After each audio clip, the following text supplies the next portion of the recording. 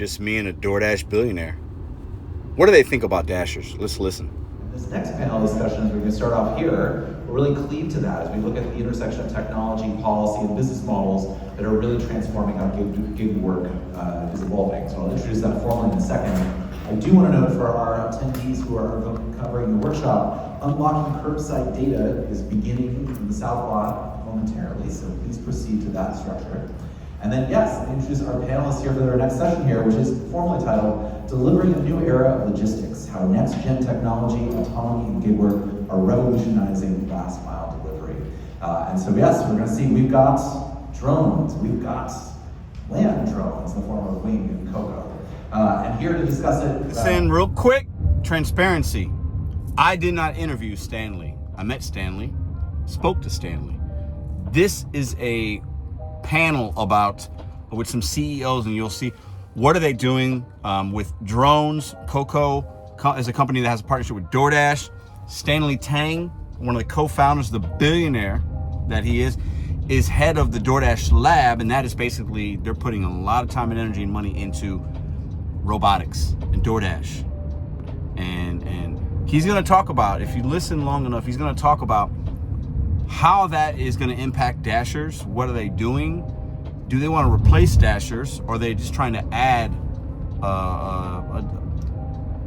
ways that people can use the platform? Because he talks about how complicated delivery is, and that was surprising to me. But I wanted to be very clear here. I'm recording this round panel, this panel of people, and it's interesting. Stanley Tang, who is the co-founder of DoorDash and is the head of DoorDash Lab. He'll be joined by Adam Woodward, who's the CEO of Wing, and Zach Roush, who's the co-founder and CEO of Coco. And here to moderate is our own inimitable Jonah Bliss.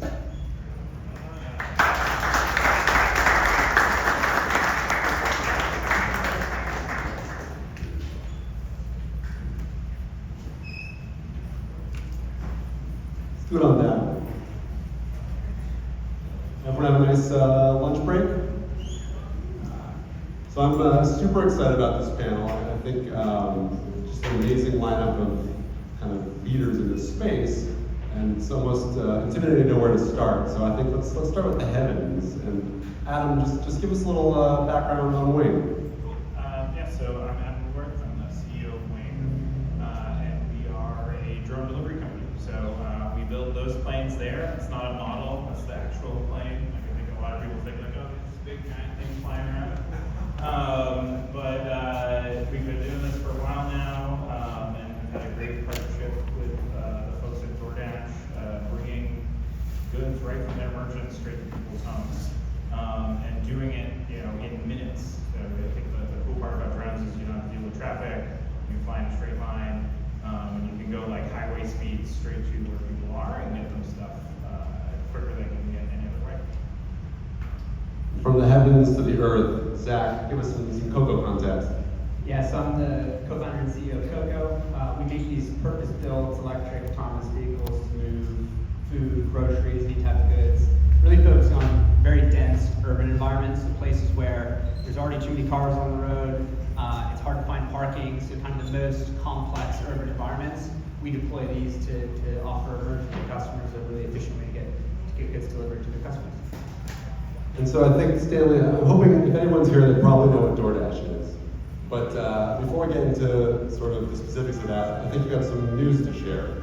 Yeah, we have some really exciting news to share at DoorDash. So yesterday we officially announced our partnership with Coco Robotics. We're going to be launching, we're live in LA, but we're also going to be bringing it to Chicago and Helsinki, Europe as well. So this is really part of a global partnership that we're working with Coco to bring sidewalk robots and robot deliveries to DoorDash. And we're really excited about the partnership with Coco and hope to see robots. I think we're going to see some robots though, right? I think that gets a round of applause. And so that's, I think, a good segue, because you're a co-founder of DoorDash. We also lead DoorDash Labs. And so speak a little bit about what's DoorDash Labs? Yeah, so DoorDash Labs, we're the team that's building the future of delivery.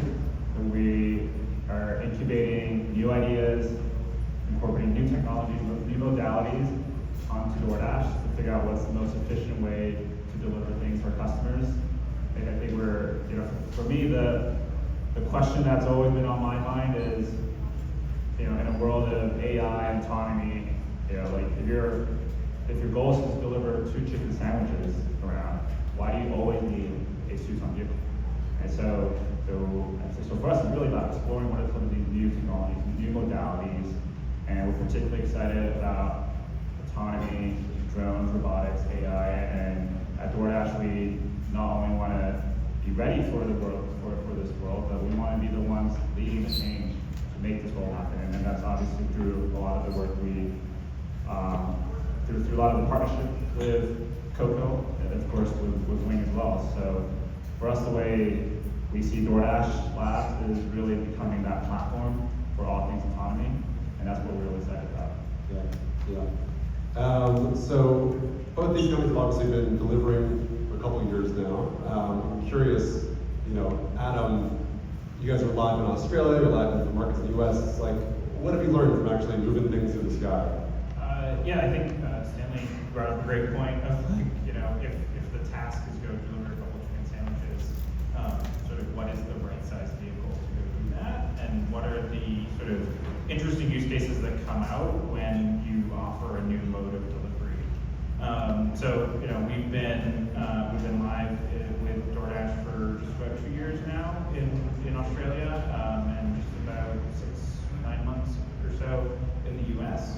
And I think that it's the classic example of sort of a new technology unlocking new use cases. So, one of the I think most surprising things to us when we started operating in Australia is the vast majority of the orders were like drinks, so coffee, smoothies, sort of like prepared beverages, and it was a bit of a head scratcher at the start. Like, okay, why is this the thing that people are sort of migrating to? And it's because it can get delivered at the exact same quality that it came out of the merchant ad. And I think that that's one of those really interesting things where it's like, okay, if you can go to truly like 5-15-minute type of deliveries, what types of items were sort of have quality that changes over time, ice cream, things like that. And so it was one of those things where when we went into the market, we had a whole bunch of expectations around what people would want to order, and we actually offered service the customer told us what they wanted to order, and it was a sort of cool, surprising thing. So you're saying no spilled coffees? Yeah, no spilled coffees. We actually have a bunch of like clear packages that we fly around, because people ask us all the time, like, oh, the drone's going to be moving around. What if it spills? What if the eggs break and stuff? And we can drop off the coffee right to your front yard without spilling a drop. You don't want to break eggs for like $10 a day. Yeah, it's perfect cargo. So that's what you guys have learned. I could say similarly, like Coco, you've been in LA for what, 5 or so years now. You've just started moving into new markets, Chicago, Helsinki, sort of different weather patterns out there. Like they can do the beach, but what have you learned trying to operate in colder climates? Yeah, we were very spoiled in Los Angeles. This is about as hot as it gets here, and obviously very little rain and no snow. So a lot of learnings from those other markets. We've done over 100,000 orders on the DoorDash platform now, so we've learned a ton from some of these merchants. We have some merchants that have done tens of thousands of orders already on the DoorDash platform using Coco. So that's been really cool. I think some of those interesting learnings. One of the big question marks that we had and DoorDash had too is how does this actually interact with the merchants? Because the merchants have a whole new workflow now. They need to go outside, they need to put the food in the robot. It doesn't have a driver coming in to grab the food. And so what does that workflow look like? And we've been surprised by a couple restaurants, particularly ones that are really high volume. They actually have created new workflows to work with robots. So we have this brand called Main Chick Hot Chicken that we work with, that we've worked with for a long time. They operate out of a ghost kitchen in West LA. And we created for them kind of a taxi line of robots. So all of the food orders that would come in, and they do a lot of volume, the food orders would come in, and they would purposefully prep all of the robot orders as fast as possible, and then immediately first order ready, first order into a robot so it gets dispatched immediately. And And when you have, the middle of the city where it's hard to find parking and it's really congested, that can shave off, 10 to 15 minutes on the customer's delivery time because you have that taxi line of robots. So we ran a bunch of cool experiments with them, and yeah, we were just saving the kind of customer 10 to 15 minutes on average from their delivery times through that. So that was cool, and then yeah, Chicago and Helsinki, very different conditions. We had to learn how to do snow tires properly, of course. But it's also, those markets are really important for us because we want to make sure we're adding value in markets where you have this extreme weather, because if it's freezing cold in Chicago, it might be harder to get bike couriers on the road and doing deliveries if it's miserable outside. But at the same time, nobody wants to leave their house, so DoorDash goes crazy on those days. And so being able to offer a very reliable service that can complement all the dashers, I think is really important in those sort of markets. So both your companies have obviously been operating in the space for a couple of years. I feel like at the same time, DoorDash Labs, you guys had your announcement about the labs existing a couple years ago, but it's been almost like purposefully quiet, and other competitors in the space have been making noise. Why is this the moment to kind of put a foot forward? Yeah, I think it's because I feel like this is really the moment where we're finally at a point where autonomy and drone and all these technology that's coming to fruition is actually live, it's real, and we're actually doing robots, like Zach said, we've done 100,000 robot deliveries already. We've done tens of thousands with Wing. We're in Australia, we're in Texas, we're in Virginia. This is not a demo or a research project or science fiction at this moment. I think we're at a point where this is finally starting to be real. It's happening right now, and I think this is really why the moment is right for us to actually announce and talk more about DoorDash Labs. Because our role at DoorDash Labs, the way we see it, is we want to be the platform for all things autonomous. And as you've heard from Matt and Zach, it's not as simple as just a robot shows up, you plug it into our delivery network, and everything magically works. The delivery is complicated. It's not as it's not like if it was only as easy as picking up and dropping your passengers. Like packages don't have feet, and they can't walk to a robot. So just thinking through what are the building blocks we have to create in order to support autonomy and drones. So everything that ranges from the ordering experience can be a little bit different. Like how do you filter out what the right orders are for robots? Like if you're doing drone delivery, you have to pick out where the landing site, or where's your backyard or front yard. Dispatching is really different. How do you figure out what the right mode to dispatch? How do you think through, as Zach alluded, the merchant integration? Right? It's not a human showing up to pick up your food, it's a robot. How does that work? Creating new workflows around it. There's a lot of real estate changes you have to make. So it's really delivery is such a complex, multi-dimensional, multifaceted problem, and especially once you incorporate robotics into it. So I think the platforms that are going to succeed are the ones that know how to handle this complexity. And that's really what we built at the DoorDash Lab is that platform to support all things autonomy. And we've done it, and we've done it with real delivery. We've done it with, and obviously a lot of it's through the partnership we've done with Wing and Coco. So it sounds like you're sort of waiting for the technology to mature, to be a little less sci-fi pilot, a little more ready for prime time. Were you kind of concurrently evolving DoorDash as a product to support that as a platform, or are there changes and updates to how the product works that you can sort of talk through? Yeah, I think that we alluded to some of these changes, right? I think the key is really about how do you figure out what the right use case is. It's like delivery is such a complicated problem. We do billions of orders a year. There are no two deliveries that are the same. Even for the same customer, the delivery order from DoorDash today will be a little bit different from tomorrow, right? So there's different kitchen conditions, how busy the kitchens are, depending on traffic, weather, the short distance delivery, long distance, what kind of restaurant is it, what kind of cuisine. There's so many variables that go into making deliveries happen, and you're dealing with something that's in the physical world. So the key is really understanding how do you fit the product, the technology to the right use case, right? Versus trying to go for, we're just treating it like any other, like a Dasher or any other modality. So like Wayne, for example, like Adam said, is really good at these, like, you want coffee to show up in 5 minutes, you know, maybe it's a 10-mile distance delivery, or it's an area that has not good road infrastructure, or we want to bypass traffic. Wayne fits really well for that. Like if you're dealing with like an urban, complex environment, campuses, you know, things like that, or shorter distances, like Coco fits really well for that. And of course, you're always going to have Dashers.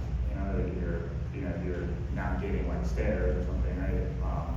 Or a complex, you know, or a complicated apartment complex, you're always going to need Dashers too. So it's really about figuring out what the right use cases are, and creating kind of this multimodal network, and that's really what we've been thinking of, and that's what makes the problem so interesting as well. Yeah. Adam, I'm curious, over the years, how has the hardware evolved to sort of incorporate learnings, incorporate merchant and consumer feedback? Yeah, I think Stanley's points around sort of like the complexity of the business are what drive you towards like the simplicity of the solution.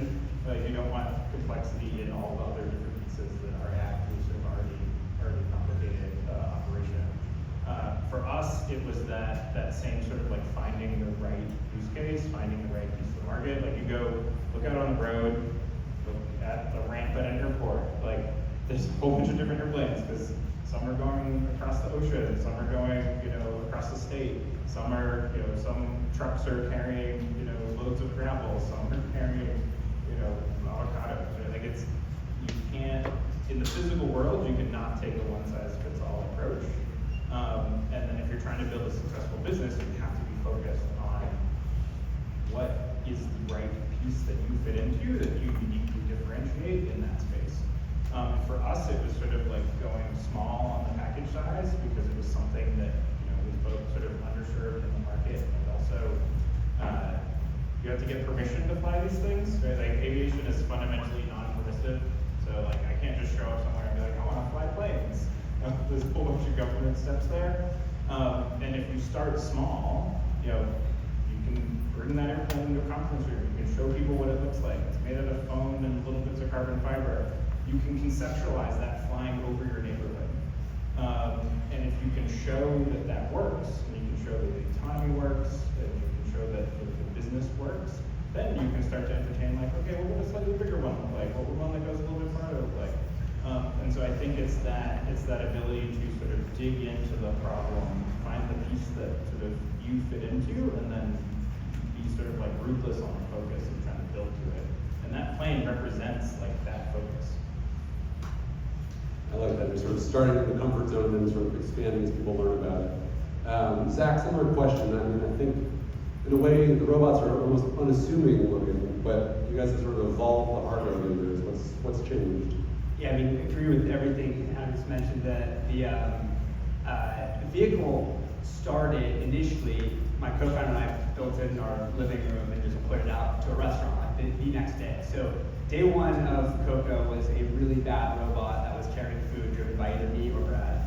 And the idea was we didn't want to over-engineer the vehicle. We didn't want to have a $200,000 or $100,000 or $50,000 vehicle just because it makes the economics of what we're doing very difficult. So we wanted to be practical and say, what is the minimum product we need to be successful here for our merchants to get value out of the product? And then we learned a lot about what we needed to add to that. So this is kind of the second major evolution of the vehicle. Underneath that is probably the 100th revision of hardware. It's all the boring stuff you can't see. The vehicle is very simple by design. But you know, at the end of the day, our job is to tell Stanley we're going to go from A to B in exactly a certain time and do that every single time. Nobody's going to use this technology if it makes the food cold or if it's a worse experience for the customer, right? So it's not just about trying to make this more and more affordable. It has to kind of meet or exceed the kind of current quality of service. So we spent a lot of time on that, but the design itself is very simple, but it is very thoughtful to say, how do we fit the most type of orders that move around the city, while still being compact enough to fit on a sidewalk and have a really good merchant handoff experience. So in a more suburban market, that might not be as big of a deal where it's easy to park, but in our urban markets, there is no parking space. And so it's very important that this can go on the sidewalks and get right up to the door of the restaurant. So it's about human shoulder width, and that was very deliberate. Yeah, most people say it's larger than they thought when they see it in person, because it was designed to fit 4 grocery bags and fit 10 extra large pizzas in it. So it's quite a bit of carrying capacity, which is important for our customer. But yeah, really designed around those shorter distance trips and those kind of most chaotic urban markets. I think like the point you made at the beginning about starting from a place of focusing on low cost is like one of the most critical decisions anyone can make in hardware development. Once you build something, very hard to make it cheaper. And starting from a place of like the cost of the system is a driving element of sort of what it ends up looking like is something that like is an easy decision to miss at the beginning, but it can bite you very hard with it. You alluded to this a moment ago, but anything flying obviously has a kind of heavy regulatory compliance. For those of you as geeky as me, you know that FAA has sort of been slowly updating their rules and regulations for drones. Has that made your life easier? Has that made it harder? What's changed? I think that's most of what my job is sort of going and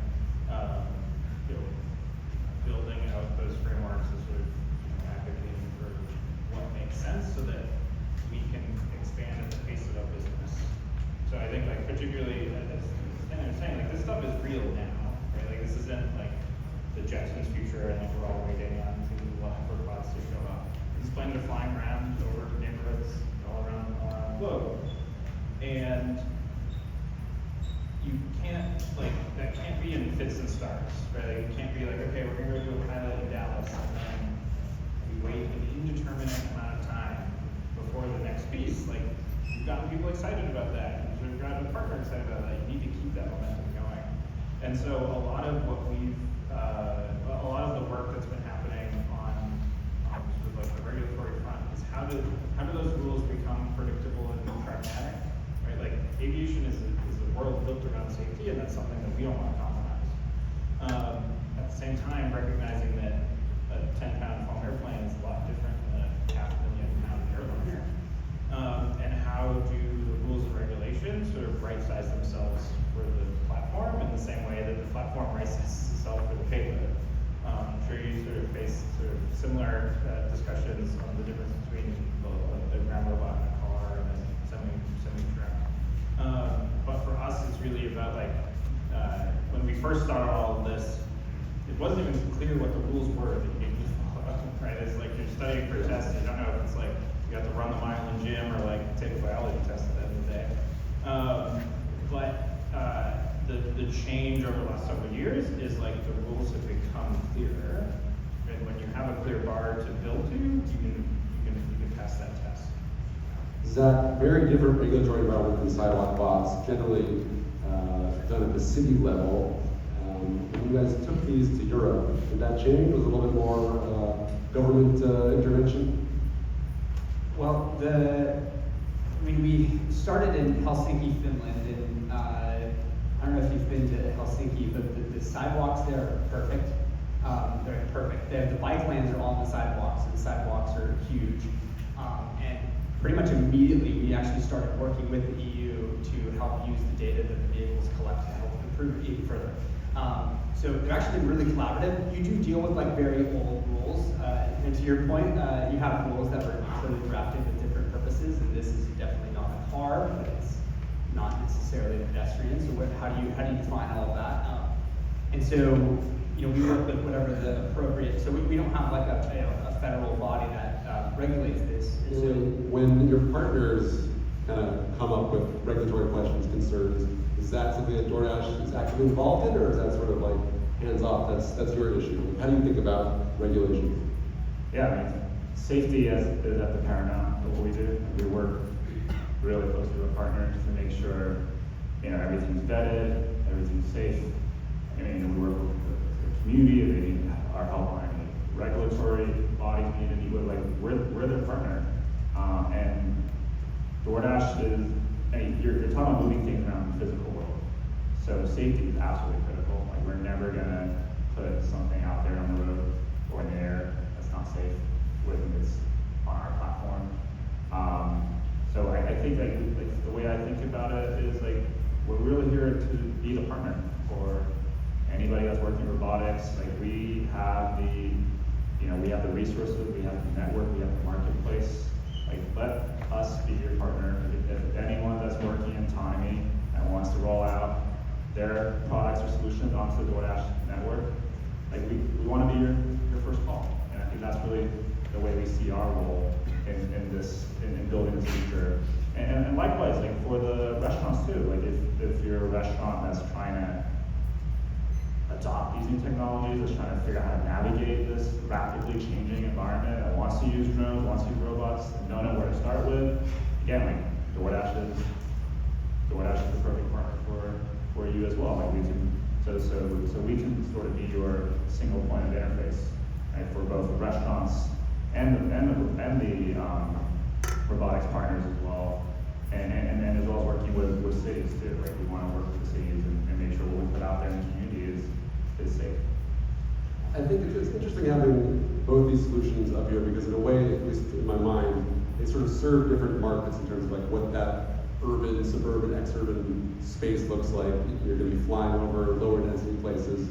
These sidewalk bots are great for medium density cities, but in a Hong Kong or Manhattan with elevators and doormen, it's probably still going to be a human courier. I'm also curious, you can provision a machine for sort of base load, but not for peak load because that's too expensive. So like, how does DoorDash think about like what's the job for a robot partner and what's the job for a human courier?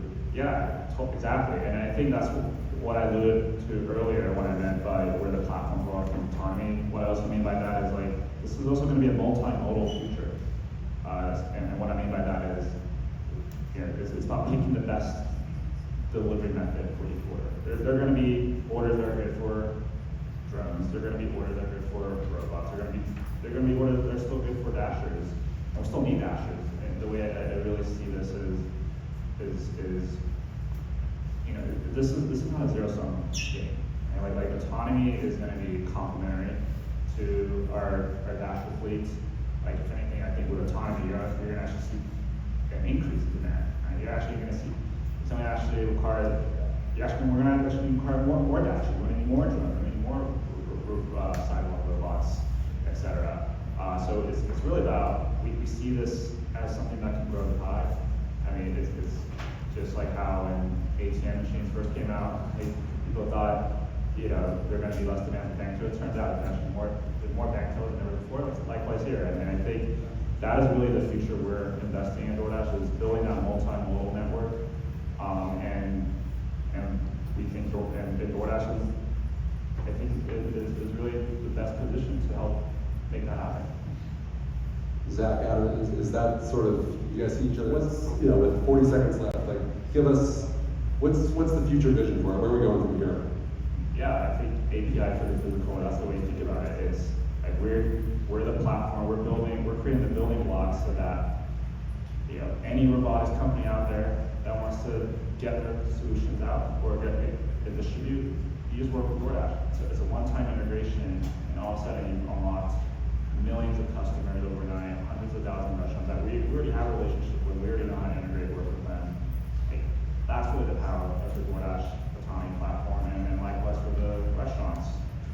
It's one integration, one single point of interface, and all of a sudden you have unlocked a drone, you've unlocked a robot, and I think that is really the unique role DoorDash gets to play, and that's kind of what I kind of meant by we're building kind of a physical API, right? but when it comes to delivery, but the real world, and we would love to make that happen. DoorDash Labs is open for business. Very cool. Thank you, guys.